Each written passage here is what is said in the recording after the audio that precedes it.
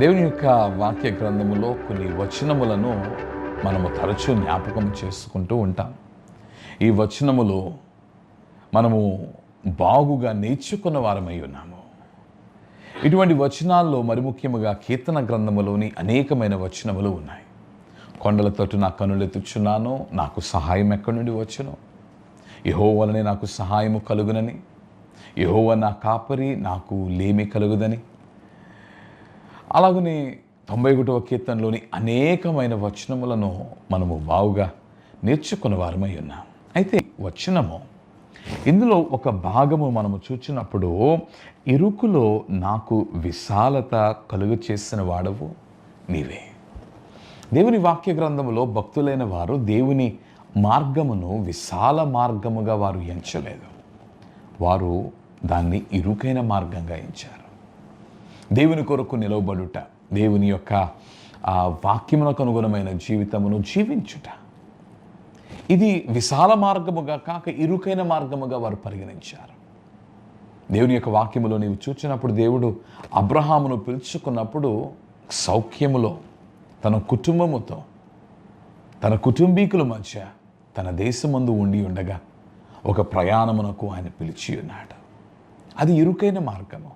మోషేను మనము చూచినప్పుడు ఆ పిలుపు కూడా ఒక ఇరుకైన మార్గములోనికి పిలిచాడు. అందుకని యేసుక్రీస్తు ప్రభువు కూడా మత్తయి సువార్తలో నీవు చూచినప్పుడు మోక్షము చేరు మార్గము, ఆ మార్గమే యేసుక్రీస్తు ప్రభు అయి ఉండగా, ఆ మోక్షము చేరవలసిన మార్గము ఎలాగూ ఉన్నదనే దానిని గూర్చి 7వ అధ్యాయములో నీవు చూచినప్పుడు, ఇరుకు ద్వారమున ప్రవేశించుడి 13వ వచనము, నాశనమునకు పోవు ద్వారము వెడల్పును, ఆ దారి విశాలమునై ఉన్నది, దాని ద్వారా ప్రవేశించువారు అనేకులు. జీవమునకు పోవు ద్వారము ఇరుకును, ఆ దారి సంకుచితమునై ఉన్నది, దాని కనుగొను వారు కొందరే. అయితే మర్మం ఏమిటి అనగా, in spite of walking in narrow paths, ఇరుకైన మార్గమందు నీవు ప్రవేశించి, ఆ ద్వారము గుండా నీవు ప్రవేశించి ఆ మార్గమందు నీవు నడిచినప్పుడు, ఆ ఇరుకులో సైతము విశాలతను అనుగ్రహింప చేయగలిగిన దేవుడు మన దేవుడు. విశాలతలో నడిపించువాడు మన దేవుడు. అందుకని లోకములో దేవుని వలనైన రక్షణను వీడనాడి, కాదని, వద్దని, లోకధర్మమునకు అనుగుణముగా జీవించొచ్చు లోకాశలలో చిక్కుకున్న వారు, లోకములో స్వేచ్ఛ స్వాతంత్రము దొరుకుచున్నదని వారు తలంచి, దేవుని బిడ్డలారా, ఆ విశాల మార్గములో వారు నిలిచి ఉన్నారని వారు తలంచచ్చు ఉండగా, ఆ విశాల మార్గము వారిని నరకములోనికి తీసుకుని వెళ్ళొచ్చున్నది. కానీ ఇరుకైన మార్గము దేవుని మార్గము. ఈ మార్గమందు నిలిచి ఉండు నరుడు, విశ్వాసి, విశాలతను, స్వేచ్ఛను, స్వాతంత్రమును అనుభవించుచున్న వాడై ఉన్నాడు. అందుకనే పౌలు వంటి వారు లోకమును అనుభవించారు. కానీ సమయం వచ్చినప్పుడు నేను క్రీస్తుకు ఖైదీని అన్నాడు. కారణం ఏమిటి అంటే, he found more freedom being the prisoner of Christ. క్రీస్తుకు ఖైదీగా ఉండి ఎంతో స్వేచ్ఛను అనుభవించాడు. లోకాన్ని ప్రేమించచ్చు, లోకానికి బందీ అయి విశాల మార్గాన్ని నేను ఎంచుకున్నానని నీవు తలస్తూ ఉన్నావేమో. విశాల మార్గమందు లేక విశాల మార్గములో నేను జీవించుచున్నానని నీవు భావించుచున్నావేమో.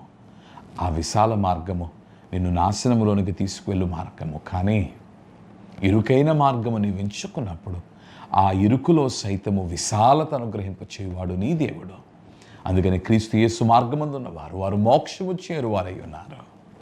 ఆది అంతము లేని దేవుడే ఆ మోక్ష రాజ్యము, విశాల రాజ్యములో నీకు చోటునిచ్చి వాడై ఉన్నాడు. కనుక ఇరుకైన మార్గమును కోరుకోనండి. ప్రభువా, నిన్ను ప్రేమించి, నీ మార్గాన్ని ప్రేమించి, అది ఇరుకైనను ఆ ఇరుకు మార్గములో మేము నడుచుకున్నట్టుకు మాకు అట్టి మనస్సును దయచేయము. విశాల మార్గములని తండ్రి మేము తలచి నాశనమును కోరుకునిచున్నావేమో. Help us to be mindful of the fact that choosing your path, నీ మార్గము ఎంచుకున్నట్టును బట్టి మాకు విశాలత అని తండ్రి మాకు గుర్తు చేసినందుకు నిన్ను వందిస్తూ, నిన్ను బట్టి ప్రభువా, ఇట్టి విశాలతను, స్వేచ్ఛ స్వాతంత్రమును నీ బిడ్డలు అనుభవించుటకు కృప చూపించమని మార్గమయ్యున్న క్రీస్తు పేర ప్రార్థించుచున్నాం మా ప్రియ పరలోకపు తండ్రి.